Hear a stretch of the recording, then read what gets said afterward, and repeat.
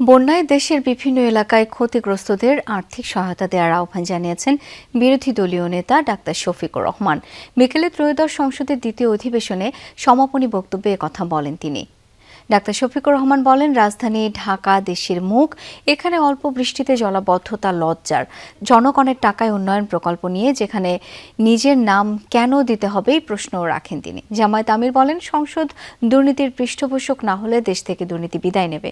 এছাড়া বরাদ্দের বিষয়ে বিরোধী দলের সদস্যদের সাথে ইনসাফ করার আহ্বান জানিয়ে ডাক্তার শফিকুর বলেন, সংসদে খোটা দেওয়ার কালচার থেকে বেরিয়ে আসা উচিত। জুলাই আন্দোলনের ইতিহাস সংরক্ষণ ও শিক্ষা কারিকুলামে তুলে ধরার আহ্বান জানান বিরোধী দলীয় নেতা।